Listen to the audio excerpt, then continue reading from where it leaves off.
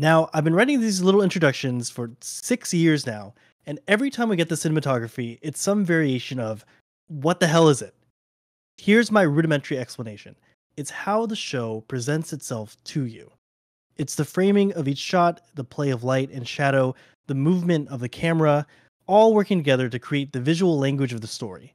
So while it may sometimes feel invisible, it's undeniably crucial in shaping our viewing experience and drawing us into the world on screen. Here are the shows we think did it best in 2023. 何すんだよお姉ちゃん。お姉ちゃん。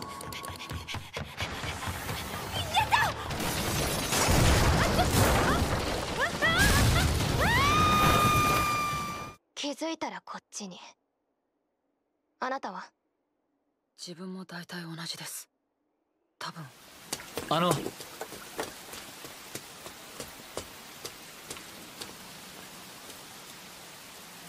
私が。あ、先輩！やばいやばい！やばいやばいやばい！なんだ。すごいだけじゃなくて、すごくいい人だよ。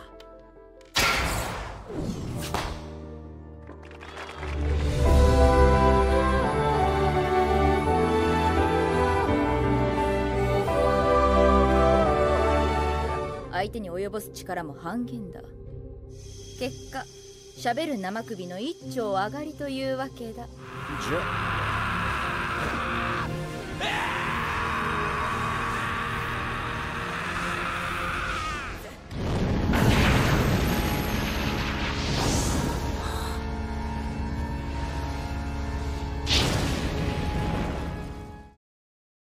Your jury winner for Best Cinematography is Tsurune Season 2, and the public chose Jujutsu Kaisen Season 2. So it's a double 2. Double 2.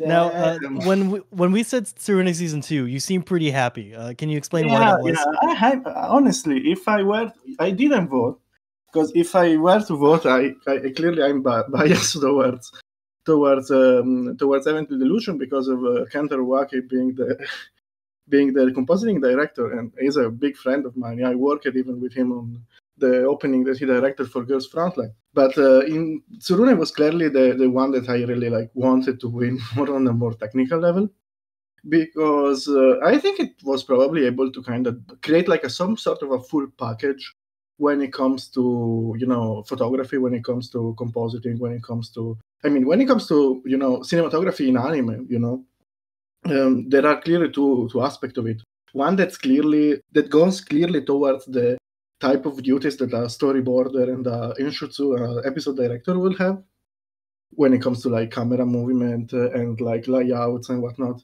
But then there is also the compositing aspect, which is more of a technical type of endeavor. It's not just simply knowing what to do and how to frame something. It's also creating new plugins, creating new ideas, trying to express different feelings using different types of not only colors but also specific parts of After Effects and whatnot.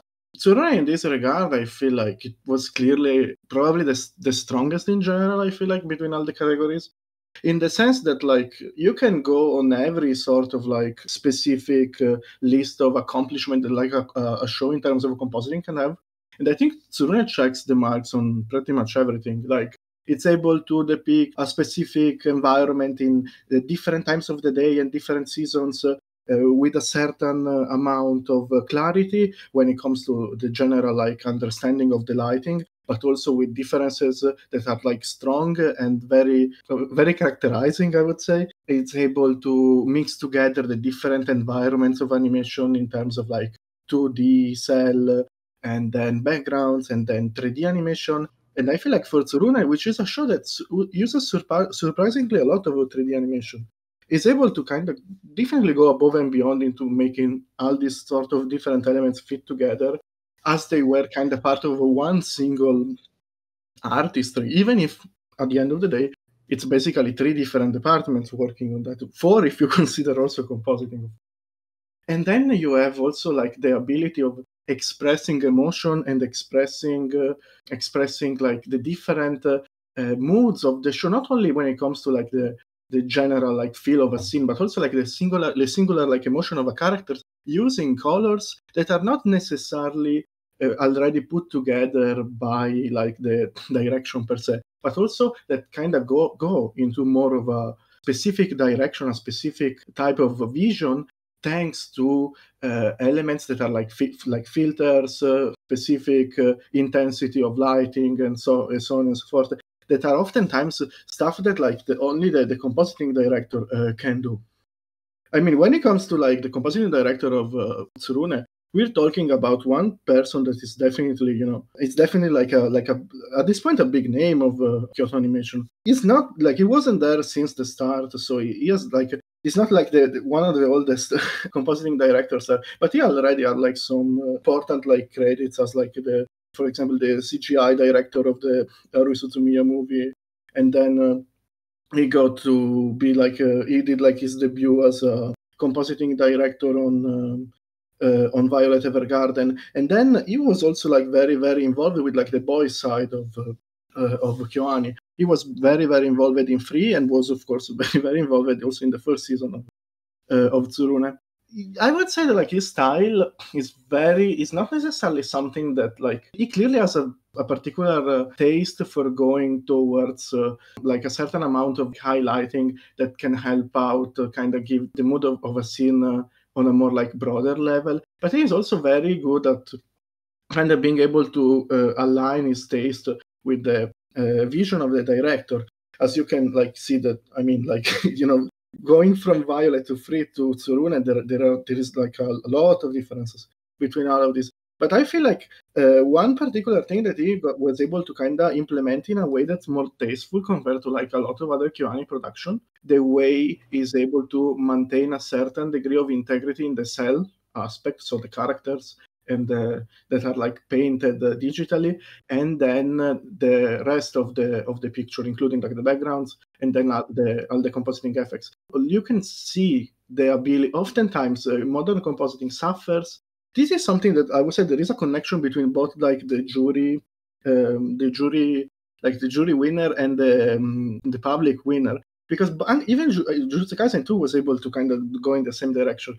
Oftentimes, what happens in modern anime, in contemporary anime, is that oftentimes one department kind of gets the better treatment, and another gets like a worse treatment. I would say like Tengoku is a good example of that. Like the backgrounds are incredibly tasteful, they're incredibly vibrant, but the compositing is so strong that oftentimes you're not really able to see the artistry behind them.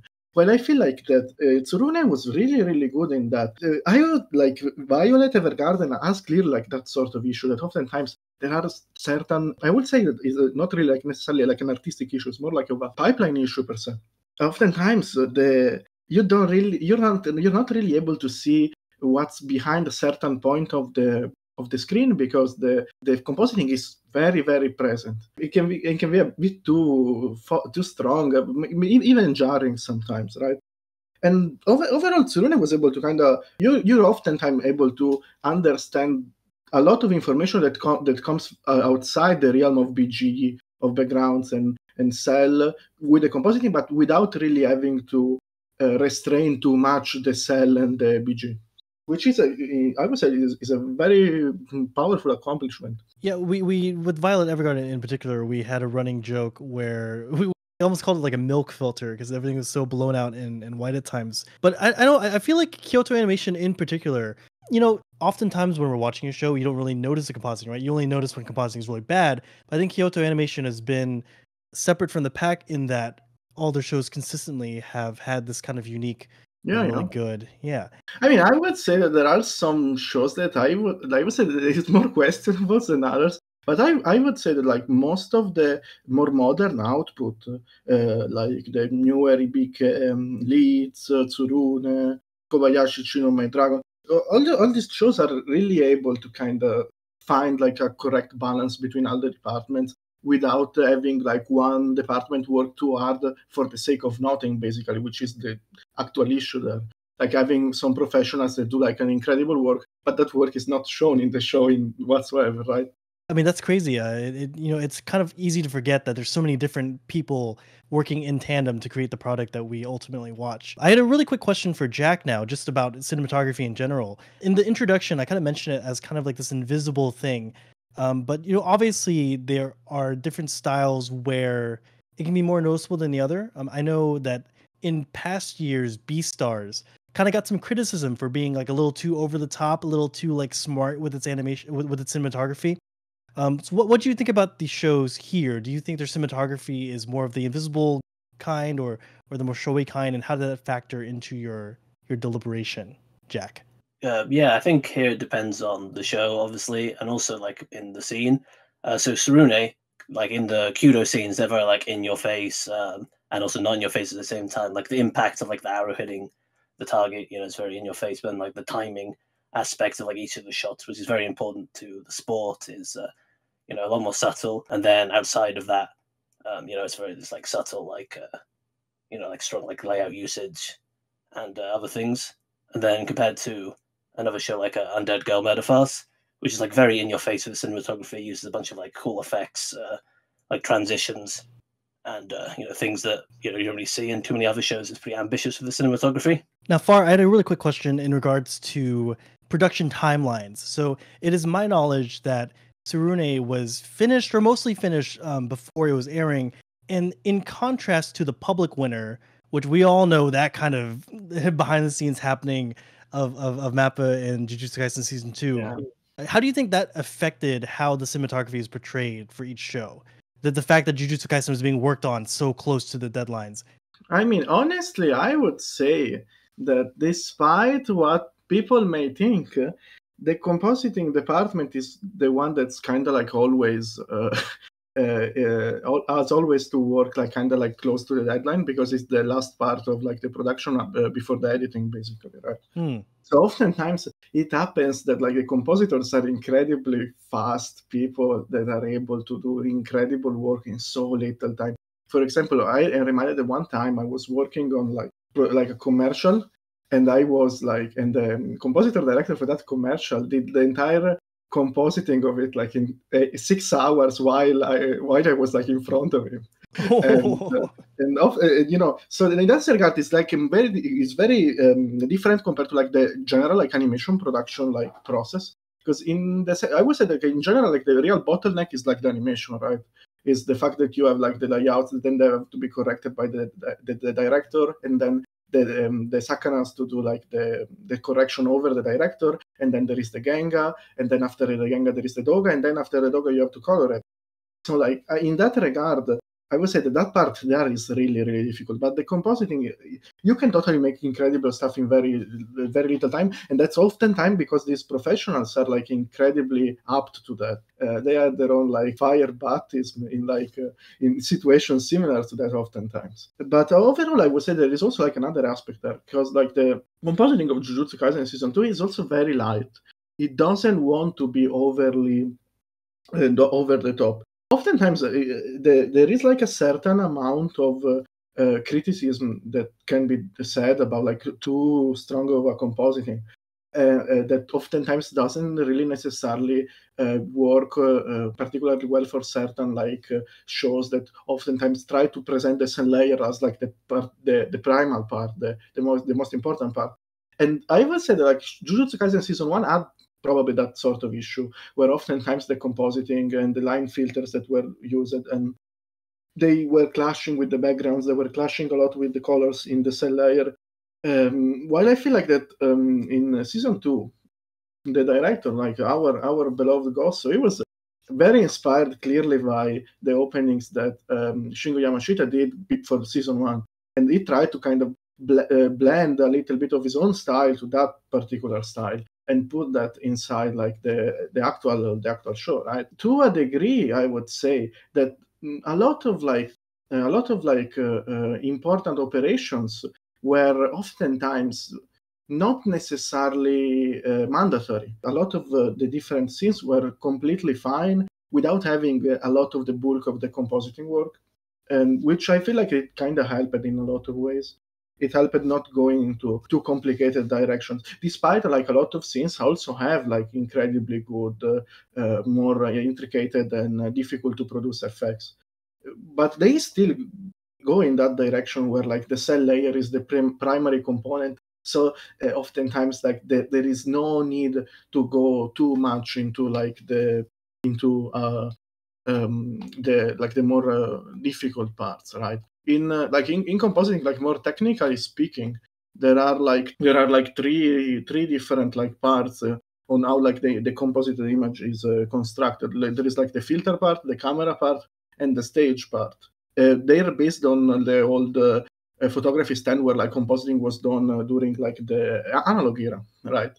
And I would say that using that sort of metaphor, that a lot of what gets done in terms of cinematography inside Jujutsu Kaisen season 2 is done with the line filters and is done with the camera with very little like filter. So it's most of the work happens in the stage part of the stand and the camera part of the stand, which oftentimes is like it's not necessarily that fit to like modern anime per se, because oftentimes producers or like investors kind of want to go for the more intricate look. But for a show like that, as there is definitely like a lot of like reasons to go in that direction, and I absolutely support them, and I appreciate like the work that was done by us in that regard, especially because like Tepe Ito was the compositing director both for like season 2 and season 1. In season 1 did a completely different type of like style and idea, so you can clearly see that there the general director like conception of the show is really, really different. And I would say also that sort of like more cleaner look, more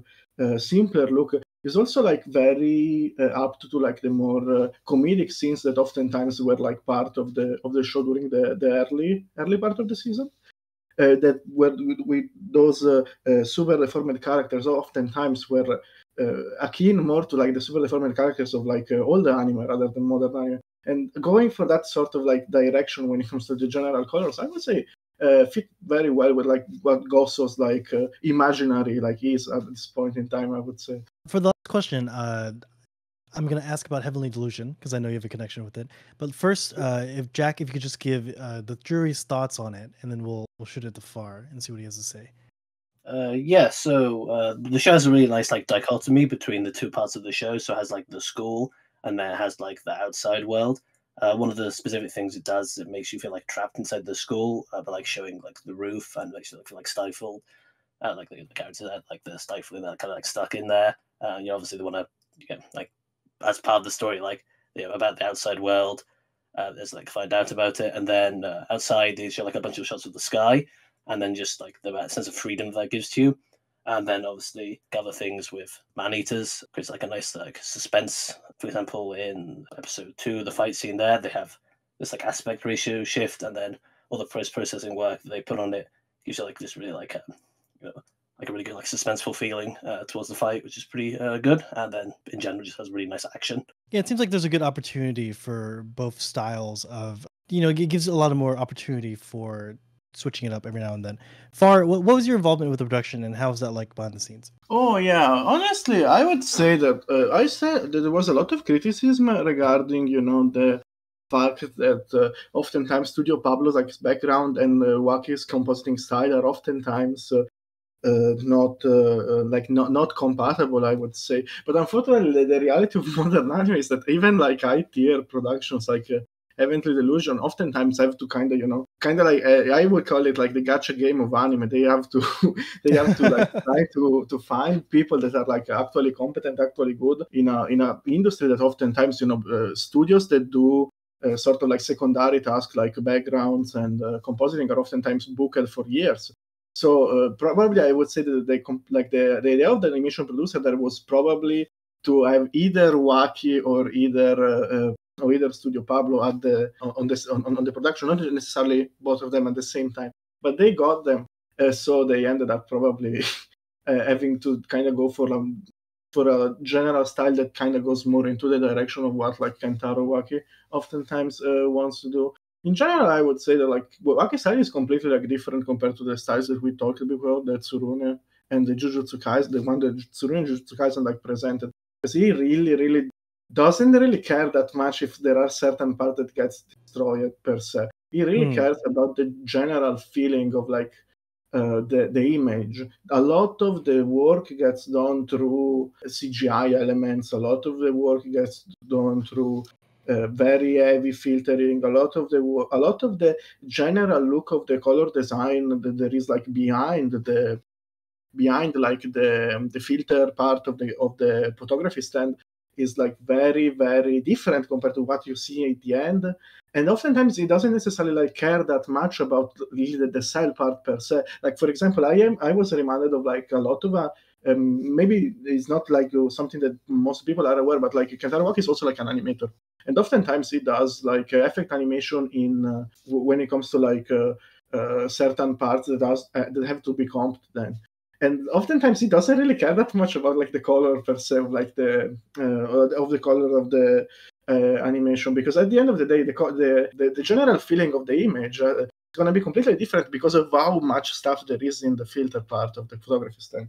And in that regard, I would say it's very oppressive, but it's a good type of oppressive in the sense that like shows like Gundam Thunderbolt, shows like Heavenly Delusion, they have this sort of need of putting the characters into situations where they are not necessarily at the center of everything, in the sense that like they are more like the victims of the environment rather than being rather than being the triumphant force that is going to solve everything necessarily.